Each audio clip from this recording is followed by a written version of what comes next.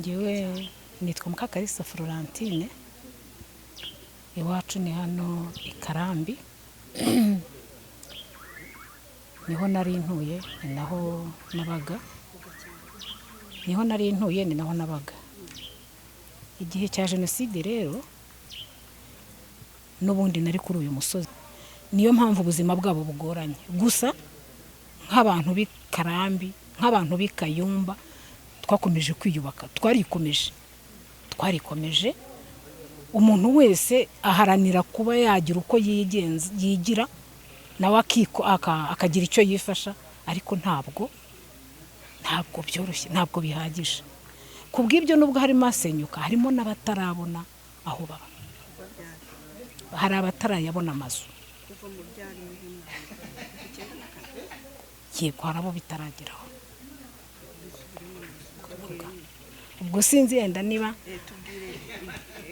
hari kuva nyine bubakiye hari abahari bacitse ku icumu batari babona amazu, harimo n'abayabonye. Abo bayabonye niyo arimo gusenyuka, ariko hari n'umubare mukeya w'abatarayabona, batayafite. Ntabwo umubare nawe umenya kurusha abandi, nubwo hari n'abandi banyarwanda benshi batagira aho baba. Impamvu ntizisa.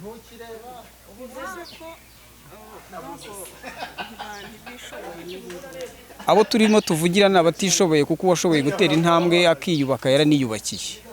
Abo turimo dukorera ubuvugizi uyu munsi ni abarokotse jenoside batanishoboye. Bamwe muri bo twabonye yuko harimo abagiye bagira n'ihungabana rikomeye ku buryo batashoboraga no kwita no ku bindi bintu byabazamura, uburyo bwo kwiga, uburyo bwo kwitunga, kwishakashakira imibereho, ukaba wamutera inkunga ushingiye ku byo yagambiriye. Abo bantu turacyabafite bakeya, ariko barahari. Imana ibahe umugisha. Nitwa Cyagufura Bertin, iwacu ni aha mu ntambwe nk'ijana.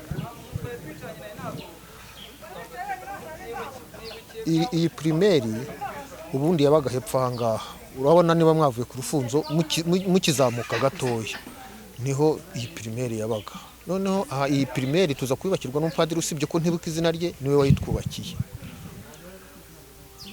Noneho abasirikare tuguma mu Rufunzo, icyiciro cya mbere turi kwa Rutayisire, twese dusanga inkotanyi i Masaka. Baragenda, twe twarasigaye twishaye iminsi mike. Igihe kigeze baravuga ngo inkotanyi zageze Kabuku. Ndabyibuka tugeze inzano twari twaraye hano hepfo, kuko kwa Rutayisire arasigaye nake turahaba. Ariko hagati aho twari kumwe na muzehe n'abafandi, kandi yaratuye hano hirya, twari turi kumwe. Umunsi umwe twaharaye, nabwo haje intera hamwe ari ninjoro, zari zamenye ko ngo baharara. Zaje rero zikurikiye ibivumu byabaga hepfo hano, bazi ko ariho turi, ariko twe twari twasubiye hirya. Baraza baradushaka baratubura, barangije baravuga ngo usengo ninde wababwiye ko ngo twari kuza kubareba. Baragenda, hari no ku kwezi. Hashize iminsi rero ngo sinzana twe twaraye hano hepfo. Ndabyibuka twari kumwe mu rutoki tuza kugera mu muhanda, ariko naho abantu baho bari barahunze tutabizi. Turakomeza tugera Kabuku.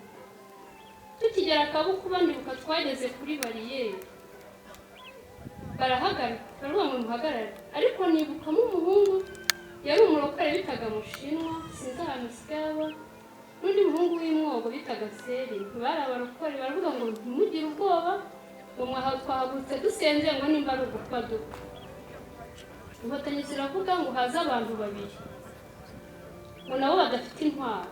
Barabasanze barababaza, barangije baravuga ngo muvuye, baravuga ngo tuvuye i Kayumba. Ko harimo inkotanyi bavuye inaha, baravuga ngo ntibishoboka. None si Kayumba haracyaraba. Ndabyibuka umuntu babanje kubaza ni Priscilla wo kwa Gahiye. Iterambere mu bikorwa remezo, imihanda ikorwa, umuriro ushyirwamo, tugenda tubona abantu bacu. abarokotse jenoside yakorewe abatutsi kuko bagaragaje ubutwari ntagereranywa bwo guharanira kubaho, bashinjagira bashira ariko bariyubaka bubaka n'igihe ndetse akenshi batanasabwe imbabazi, barirenga babikora ku neza y'igihugu cyacu kugira ngo twubake ubumwe bwacu nk'abanyarwanda n'ubudaheranwa, ari nazo mbaraga zadufashije kugira icyubahiro n'ishema abacu twaje kwibuka, kuko nubwo bigendeye uko tubana nabo buri munsi, uko tuganira nabo biriya byose barabibona. Aho turi impamvu twahageze ni ukubera ubuyobozi bwiza, ni ukubera ko igihugu cyacu cyashokoze, barokotse bakisuganya, ntibarokotse kubera impuhwe